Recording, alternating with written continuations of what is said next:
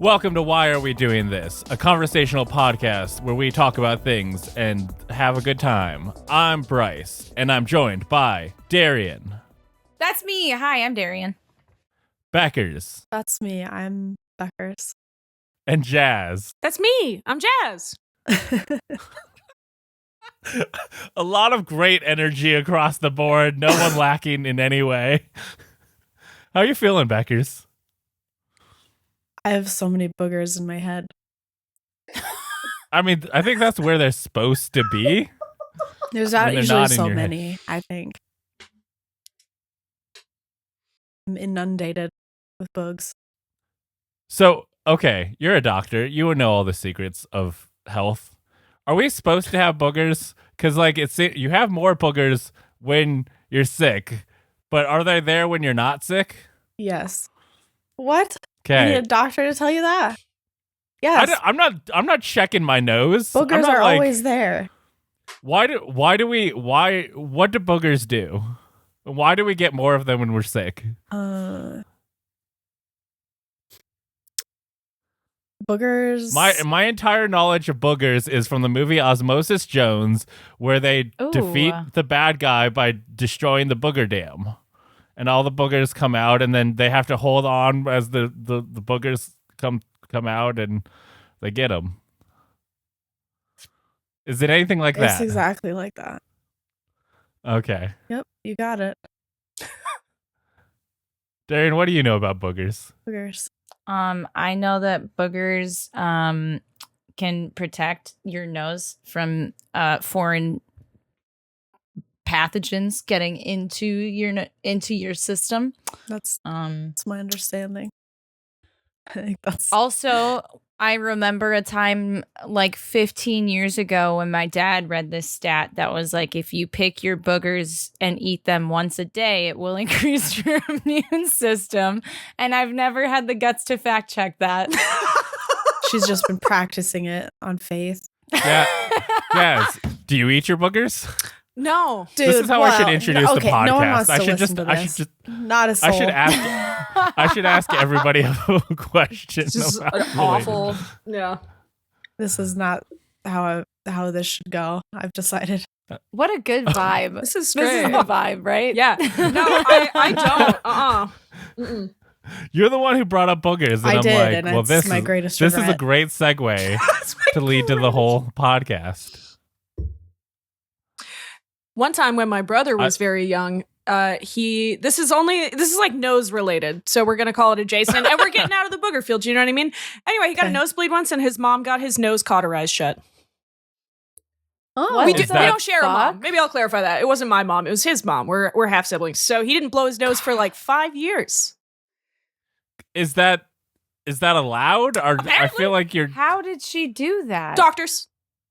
He got a the doc- nosebleed, and she brought him in, and she was like, "Get that boy's nose cauterized shut," and they did. I guess. So could he not smell?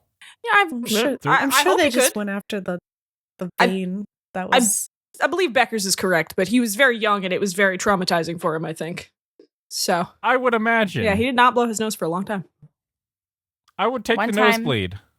Yeah, Good. one time I gave my brother a nosebleed by hitting him in the face because I was mad at him. And he nosebled on my pillowcase because we had matching pillowcases. And that was how we distinguished whose pillowcase was whose because I covered my pillowcase in my little brother's blood. There was a stain. You That'll didn't do it. make him take that pillowcase? Be No, like, that's that was yours my now. punishment because I made his nose bleed. I did it. So that was the consequence. And I feel like that was a pretty just consequence because I was like, I'm never hitting anybody ever again. That was not worth it. I have to look at this blood stain every time I go to. I didn't use that side of the pillow anymore. I would hope. Was it like a plain pillowcase, or does it have a No. design? It was a Toy Story pillowcase that had Buzz on one side and Woody on the other. And I liked the Woody side better. So naturally that's the one that was up and got blood Let's on. talk So about I used that, the first Buzz of all. side after that. What are we talking Obviously, the about? Buzz side is better. Woody versus Buzz? Are those the only options? Oh, wha- Because Yeah. I mean, they're the two main protagonists, so yeah, I would. It's like Jacob versus other guy. Good Edward. cultural reference, Bryce. Nailed it. Well, there's other people in the movie, but those are the two that. Can I pick someone else? That's what I'm asking. Well, if that's the if two I could sides pick, of the I'd pick pillowcase. Okay. Jacob, Edward. Yeah, if you had to pick, which one of them are you sleeping on? I will pick the Anna Kendrick. Oh, She's so in there. Bryce can pick something else, but I have to pick can't. this Yeah. one. Who she is. No, yeah. he can't. That's Jessica. He will be beaten until I he would- chooses correctly. I don't know anything about the movie, but based on vibes, Jacob. Trick question, Bella. I pick Bella every time. Oh no! But if it's a trick question, it's Anna Kendrick. Bella should pick Anna herself. Kendrick is always the answer. It's If Charlie is what it is. We're all adults now. We can admit that. The dad was Yeah. the best. That's so true. How many of you guys have seen Gilmore Girls? Nope. How many of you girls have seen Gilmore Girls? Nope. Okay, good. I'm not- That way I won't be prosecuted I'm for under my 40. feelings about who the best boy is. It does get referenced a lot in a book that I'm reading called Dungeon Crawler Carl. Oh, I've been hearing about that. I want to check that out. It's really good. My friend has been reading it obsessively, like since it came out. She was on the train from the beginning, and she's been telling me for months, like, you should read this. You will like it. Is it a And I'm horny just book? Like, Because I feel like it's not very horny. but it's a I little don't horny. see specifically. No, specifically, I was like, I am over the spice. And she's like, oh yeah, no, it's like action and there's some emotional moments, but it's mostly like action and funny. And like, if you are looking for it, there's some pretty interesting societal commentary that's just like sprinkled in, which is really nice. But it's a really well-written book so I started reading it 3 weeks ago. I am on the 4th book now, I think, out of 7 that are currently available.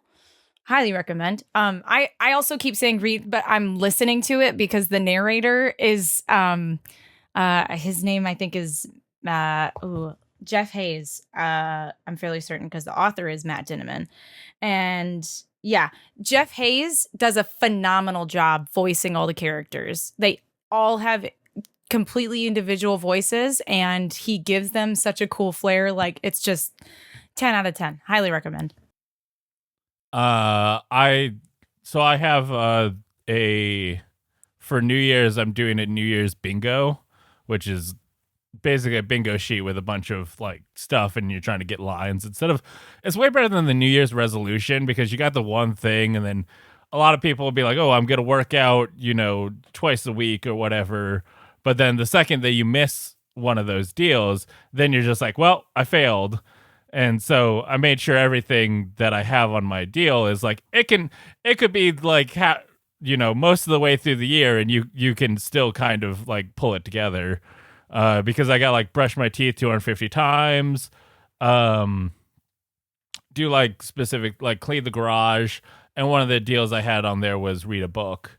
So I had heard Griffin McElroy talk about a book he had been reading and it sounded cool. It wasn't quite what I expected. Is the Murderbot Chronicles is the first book. It's like I think 6 or 7 book series. And I listened to the first book while I was working, and it was really well. It's kind of a weird deal because it was really well performed, but the main character whose perspective is from is very like dry and monotone. So it's just like, oh, this seems kind of like the actor is doing a bad job. But once you've like listened to it, and when they do other characters, you're like, actually, okay, they're good. The person that they're talking as is just very dry and monotone for the most part. Beckers, you Okay, so for one thing, I need to go do something unspeakable in the next room.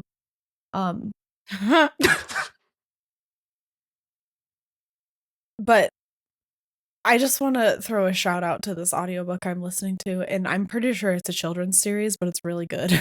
So I don't care what anyone thinks of me. It's called Bloody Jack. Have you heard of it, first of all? Anyone? No. Okay. Well, it's set in like around the time of the Revolutionary War in America, like right after it happens. But it's in England, and it follows an orphan child, and she's poor and she talks really funny, and the the audiobook lady who says the words, oh, she deserves an Oscar, I swear to God. She's awesome. I love listening to it, and I highly recommend it. That must be listened to as an audiobook. It's much better. Let me go do something unspeakable. Good luck. So Jazz, what books are you listening to?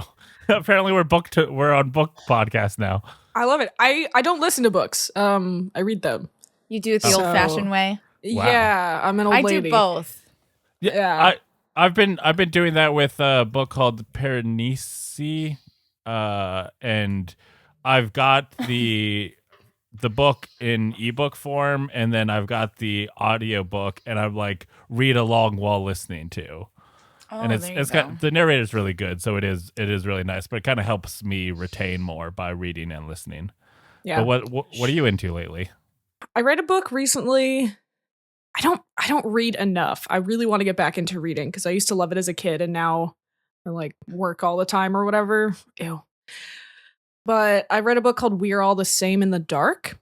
And the first name of the author is Julia. I can't remember her last name. Oh, shoot. But it was incredible. It's like murder mystery, but it follows like character growth in addition. Yes, thank you. Character growth, like in addition to the mystery and all this stuff. And it was really, really well written. I've read a couple of her books, so highly recommend that one. I assume the audiobook is pretty good. I don't know. Like I said, I find it hard to focus on audiobooks. I have to just sit down and read it. Yeah, I will say the Murderbot Chronicles kind of, I listened to it while I worked, which made it easy to get through, because I have kind of a job that doesn't necessarily need me to be constantly thinking. There was definitely points where I kind of were like, I'm not quite sure about 1,000% of the details, but it is a thing of like things happen in a very like kind of clear way that it was like, if you miss a sentence here and there, you're not kind of losing too much. What was really interesting is like a day or two after I finished the first book, I found out they're making a TV show of it. Oh, on Apple TV. Neat. Okay. Yeah.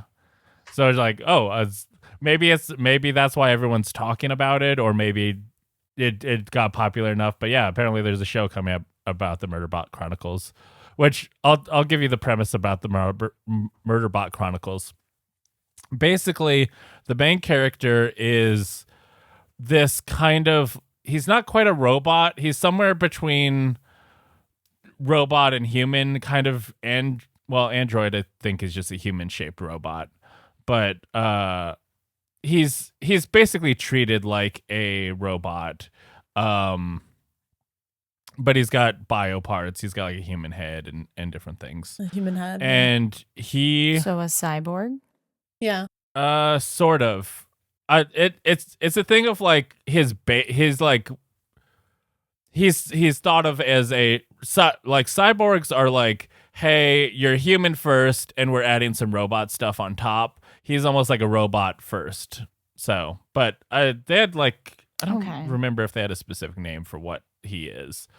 But it's in this like, world where there's like big corporations and all this different stuff. And he gets hired or rented out essentially to this mining group surveying this planet.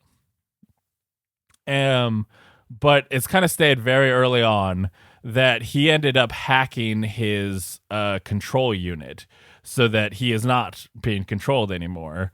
And he basically just wants to watch TV all the time. Like, whenever he is not being forced to work, he is very much like, I have to help these people. Oh, there's freaking this alien came out trying to eat my employer. Oh, I have to deal with this. I want to go back to watching TV. And so, but he's just like constantly like watching TV in his head when he's not having to do stuff. And it like this whole, kind of mystery and tales throughout as the mining situation kind of becomes more complicated. But the entire story is narrated from this guy. He ended up like giving himself the name Murderbot, but he's not he's like a security unit. But yeah, it's basically this guy, this entity who is kind of robotic and stuff, and he doesn't like socializing with the humans, and he just wants to like stay in his room and watch TV. And it's just he kind of has to pretend that like when they're like, hey, go do this or whatever, he has to be like, yep, I'm listening to you, because if he gets found out that he hacked his control unit, he's going to probably be disassembled. So he's just kind of playing along, and then mysteries unfurl. But yeah, it was really interesting. It had some really cool action in the middle and stuff. It was kind of a mystery story primarily, along with this character who really it is really interesting for the main story to be narrated from a point of view of someone who does not want to be involved in the story, who just wants to watch TV. But yeah, that's the Murderbot. I'm excited to listen to the other books because it ends in an interesting place. Yeah, I was going to say the first book is called All Systems Red. Yeah. It's by Martha Wells. Yeah, all the books kind of have a very like generic sci-fi name. But it's not how they kind of do. Yeah. I think it's just like, I wrote this cool book, I need a name, here's some words. Here's some it probably feels really generic, but thematically it fits in there, right? Like, yeah. I think it's probably in the same vein as Dungeon Crawler Carl, where it's just like, oh, that kind of sounds like a very generic name, but then so with Dungeon Crawler Carl, they all have subtitles that are actually the title. So the first one is just called Dungeon Crawler Carl, and that's the name of the series. But the second one is called Carl's Doomsday Scenario. The third one is called The Dungeon Anarchist's Cookbook, which is a really cool reference. It's really cool. And it's really cool, guys. You get it. Cool. We get it. We're all, yeah. I think what really gets me about it is that it's like, oh yeah, I could see if you were just thrust into the D&D universe, essentially, like if you were forced to play like real life with video game mechanics, like this is about what it would be like. Like, is it an isekai story, or is he in the? Technically, yes, but it's not. I mean, he's technically still on Earth, is the thing. Isekai is defined by being in a new world, right? I believe so, yes. So, like, I guess technically it doesn't fit that definition, but fundamentally, Earth is different. In that case, it is, in a way, a new world, you know? I mean, kind of. It's in the text, it's explained very well, I think. And I don't want to spoil it because it's a very significant plot point. The texts. It's kind of like the. No, I mean like the text of the book. It's kind of like the show Defiance, where like a bunch of aliens like land on Earth, and like partially like just a bunch of aliens showing up on Earth, like a bunch of different types of aliens, not just like one. It's not like an invasion. It's just like basically an entire galaxy blows up, and they're just like, hey, here's a planet. Let's all go there. And they just show up on Earth, and then they start like terraforming and stuff. So it's just like Earth is very different. Also, there's a bunch of different aliens here. So it's a very different place from before, but it is still Earth. I don't know if there's a genre for like Earth different now, but honestly, I feel like that's dystopian. Sorry, go ahead. Yeah, I suppose. Although, yeah, what if Earth changed but good? Is dystopian inherently bad? Yeah, dystopian is I guess it would be utopian then. Yeah.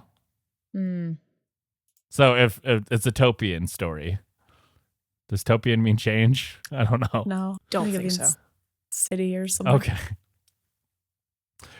Speaking of change, I am going to have an 18-year-old at the end of this month. I'm sorry. I mean, it's good. Congratulations. That's very exciting. It's not like you could say either one of those if I told you I was about to have a baby. At this point, they're becoming an adult. They are. I'm sorry that you're losing your child to adulthood. That's very tragic. I mean, they aren't. I'm not Adulthood losing. comes for us all, hopefully. I made Hopefully. the last Christmas. I told him like, oh, we got all this stuff for you because it's gonna be your last Christmas. He's like, it's not my last Christmas. I'm still gonna be. It's just like, well, it's gonna be your last Christmas as a child. Now you get to get adult gifts like a pizza cutter and toaster oven and stuff. Stuff that adults just get. not- Yeah. Yeah, or just not like any Socks? gifts. I will say a lot of my adulthood, I did not really get anything. Christmas was just like, okay, I guess I'm not working today. That's sad. Well, My Christmas that's my has life. never changed from when I was a child. No, that's I just because have you to and your get a no, family. family. mine did. Yeah, you probably have a good relationship with your family. Suck it. It is. Can't it is relate.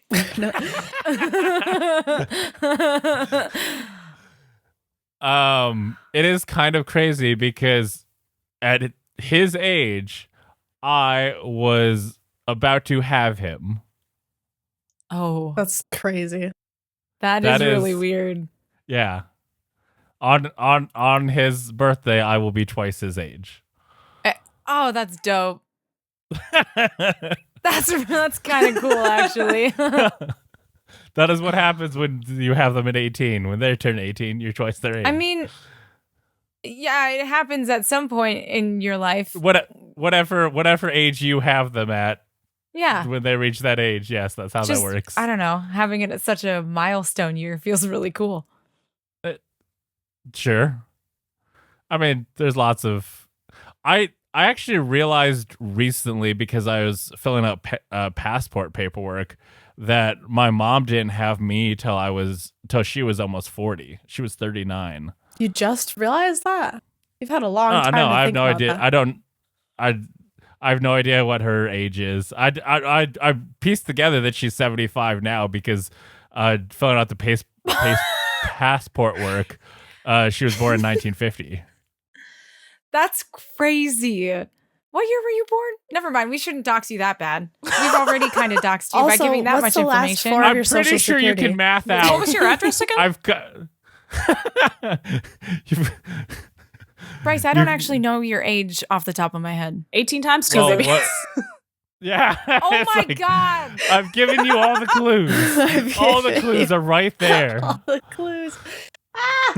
I am not a math person. Thank you very much. So if you take the 8 times 2, you get. I got it. I got it. Yeah. This is why I'm an English major, okay? What's the biggest word you know? Supercalifragilisticexpialidocious. That's not a real word. Anti-disestablishmentarianism? Isn't it? That's a bigger word. I don't know if it's bigger. I've also come to discover that bigger words typically just come off as pretentious because as we progress as a society, people value longer words less because they're harder to decipher. So I don't necessarily need a huge word in my vocabulary, but I know many versions of many different words so that I can understand what people are saying for the most part. I think words, while they will have the same meaning, can be the right word for the right situation. Like using a longer or more interesting word can be the right word if you're trying to have a more interesting sentence. If you're trying to paint a picture of a very decadent room, you might be using, fancier words than if you're just being like, it was really pretty and shiny. It's like you're going to, be discovered, say specific things and describe it in a more long, elegant way than you would if you were, and it means the same thing at the end of the day, saying it's shiny versus being opulent. I think that's different words, but you get it. I don't know. No, I think opulent is what you described. Yeah. Does opulent mean shiny? It can. I know an opal is a shiny thing. Darrian's looking it up. Opulent, I think, is like expensive and luxurious and like overstated. Yeah. All right. We all learned that Jazz is the smartest. Yep. We all knew. Anyway, yeah, so secretly it was all there. I have brought you the wise council together. Oh boy. Because with my son turning 18, I've both been like reflecting on my past and stuff, but trying to figure out this is a huge milestone. He is getting ready to college. He is go to college. He is currently looking to go to Beckers alma mater. The discussions are either my alma mater or Beckers alma mater, and apparently Beckers went to the cooler school, so everyone wants to go there. Yep. Is that the blue one? It is blue, yes. And honestly, if I was in a position, I probably would have. I'm a little jealous that I didn't get to go to that one. It was a situation of like I kind of ended up where I ended up because of a lot of situations. But I'm wondering what advice you guys would give to an 18-year-old. Doesn't need to be specifically my son, just some general advice of someone who is going into the world, going to college, going to, not be under their parents', guidance as much anymore. And all of that. Don't all rush to give your wizardly guidance all at once. Darrian, is there anything you wish you could tell yourself at 18? I actually would have told myself at 18, hey, don't use all of those Pell Grant don't use all of your Pell Grants right away, and also don't use all of your tax credits, because you might in fact decide to go back to college, and it'd be nice to have those. For real, that stems from, I went to college right out of high school, and that wasn't the right choice for me at 18. So maybe that's the advice I'd give as well. I'm 30 years old now, and I've decided I'm going back to college. And it turns out that's not as weird as it sounds. It's actually quite common for people to decide later in life that maybe they want further education. So if you're 18 years old and you're not 100% sure what you want to do, honestly, you'll never be 100% sure what you want to do. So like, get rid of that thought. Just do your best and try to do what makes you happy. But also, if you want to start school right away, absolutely go for it. But like, feel it out. If you're not sure what to do with it after like a year or two, you can take time off and come back.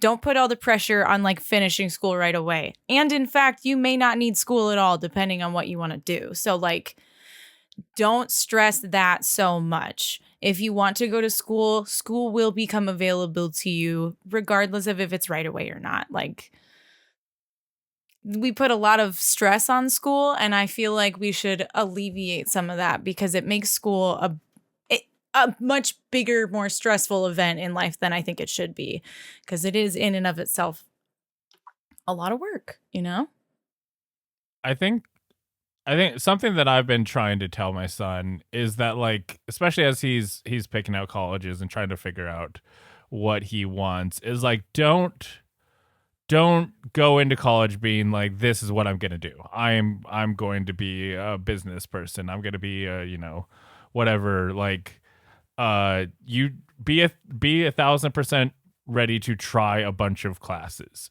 Like, take as many classes as you possibly can that interest you. If you're like, hey, I signed up to be a business major, but there's a photography class, go take that photography class. And if you're like, I am loving this photography and I am not enjoying my business stuff. Switch majors. You can switch majors at the drop of a hat. Like some of your classes might not necessarily carry over, but there's a lot of majors that just require some electives, and then those other classes will just be your electives.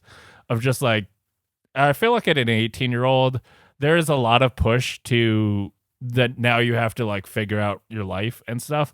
But this time, like this college time, is the time to be like figuring things out by trying things. Do a bunch of things like join the basketball team and the D&D group, and which one are you enjoying more? Like, obviously D&D. Don't do so many things that you're exhausted, but do be willing to try a lot of things. Okay, so my college experience was apparently very different. I knew exactly what I was gonna do. I tried nothing else, and I regret nothing.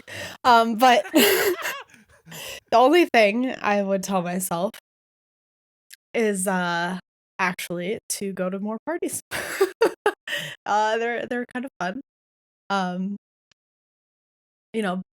Continue to be more cautious than my friends were, but it's okay to go to a couple.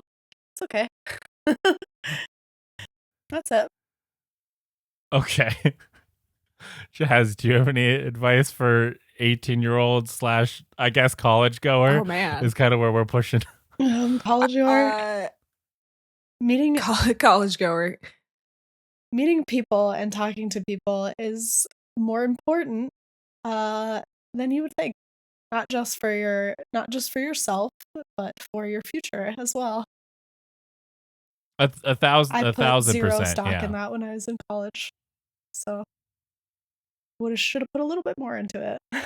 I mean, I think I agree with a lot of what Darrian said. It's like, you don't have to know what you're going to do. And if you do, that's great too. Some people like Beckers know exactly what they want to do. And that's amazing. I did not, for sure. I went into school and was like, I'm going to do this because it sounds interesting and I have to pick a major. And you don't have to pick a major. You can go in undeclared and that's totally, totally fine. But I felt like I had to. And so I picked one and I learned a lot, but it's not what I ended up doing. I studied journalism for 2 years, and that's not what I do now. I think it's okay to not know and to just try things. I also think, especially in like this era of your life, go places you haven't been before. Whether it's college or like vacations or whatever it is, but like I went to college across the country. So I was like, I just want to see something different and meet people that aren't the people I grew up with. And so I just left. And that's okay, because your family will be there when you go back and your friends will be there when you go back, and just go see something else, because the world is so big. And why would you not want to see at least like some more of it? Gosh, you guys, I was such a little baby chicken.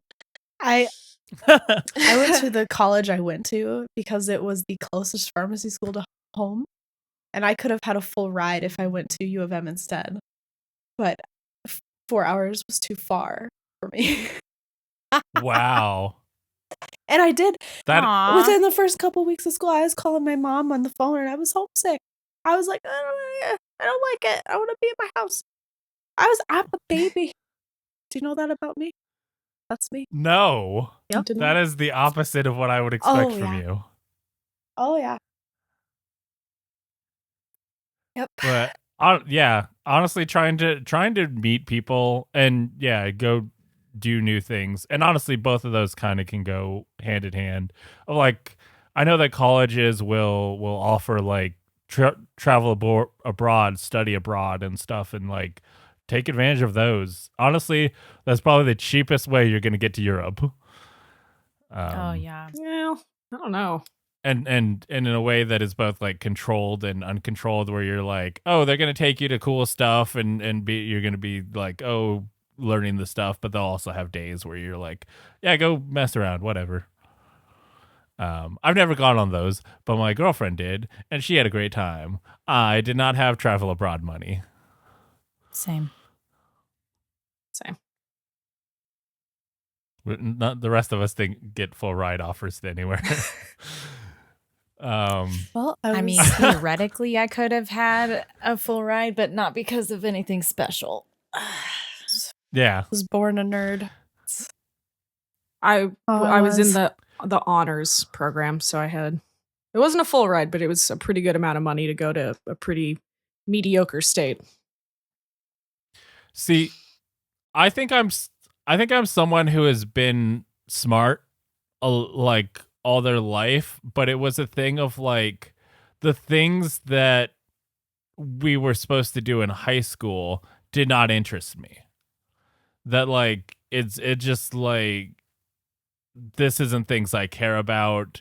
If they had like a coding class or something like that when I was in school, I'd probably be all about that and stuff. But it's just like, here's algebra, here's English, but in, that is very like, oh, we're just teaching you the like basic stuff because we're teaching everyone and we don't really care. Like I'm not sure if there was an honors program in my small town high school, and and even then, by the time that it kind of got to that point, I was kind of like not really caring.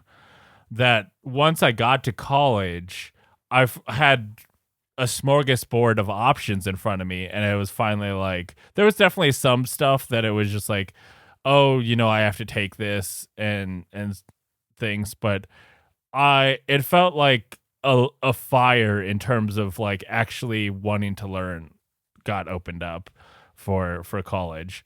I'll just say that like there's definitely some I already had. There was like financial burdens that I kind of trying to. If you can help it, if there's any way you can swing it, do not be working while you're going to school. Trying to balance a job and school, one of those is going to suffer, and it's probably going to be school, which sucks because you're paying to go to college. It's kind of ridiculous of like, oh, you got to make money because you got to pay for stuff, or you're just trying to pay for stuff, but you're also paying for college. And sure, that bill is going to come due later, but might as well get your full use out of the college and all the opportunities there. That's a problem for future and Bryce. Friends and stuff. Yeah, but if I was in a position to not be working at the time, I definitely wish I was not working during my college. I don't know. Education. When I was a freshman, I worked at the school newspaper, and I was studying journalism, so it was on the path of what I was already studying. But that was so worth it to me, and for sure, like my classes definitely suffered because of it. But it was a worthwhile experience, and they were paying me, which I think a lot of school newspapers don't. So shout out to UA for that. But it was definitely worth it. If it's a job that strikes a passion in you, kind of same thing where it's all going to wash out. Yeah, I mean that's if you're doing stuff part of school, I think that's probably your best path. I was working at Taco Bell. that wasn't doing nothing for me. That was paying minimum wage, and I was just paying bills. So if it is something of like, hey, if you're, an art major and you got a job working at like your school's gallery or whatever, yeah, 1,000% do that. If you're, a business major and can get an internship at a business place that is related, I don't know what business people do. Do that. Doing whatever business guys do. Yeah. Whatever you learn in business school. My son's major is business. Like his current path, he wants to go into a business deal, and so we went to like a tour of the school and we meeting with the school of business, and everyone's like, okay, well, do you have any questions? We got accounting majors and like management majors and stuff, and I'm like, this is the kind of stuff they do. That sounds, I don't know, just like the people who of the jobs related to this seems just meh. But I'm sure, I guess if you're interested in the money portion, that's probably where you go. Any non-college related advice? I think in that same vein of like, yeah, try and do things. Be I guess like try things that in a way like do things that are maybe dangerous, but in a way that's not going to hurt yourself or someone else. Like be willing to say yes to things is really important at 18. At this like 18 to 22-year-old range where you're still kind of in that like I'm a kid, but I'm not, a full adult where college kids I think have a little bit of carte blanche in terms of you're not going to be criticized as heavily as someone who is out of school and is working a 9 to 5 and stuff. If someone's doing shenanigans, a college kid is like, you kind of expect them to maybe be up to shenanigans. And, I think that's good. This is the time for you to do that.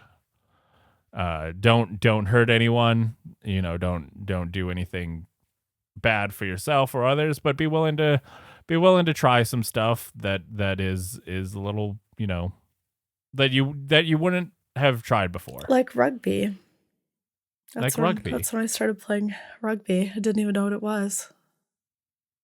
Like I was a little. Someone just came up to you and be like, "You want a rugby?" And they were in the Beckers student is union. like, but the thing is everybody who plays rugby doesn't know what it is before they start to play it in the United States anyway. That's every girl we trained was like, "I don't know what this is," and we're like, "Perfect. Here's your mouth guard." Just follow us. That was probably the best thing I did in college. Besides like the degree. You love do you still do rugby? I do. Yeah. Okay, yeah. I didn't It's get like to I do knew it that last year, but this year, because the only tournament that I could go to, the one I was planning to go to, they canceled the girls division. Aww. Ooh. And that was that. So.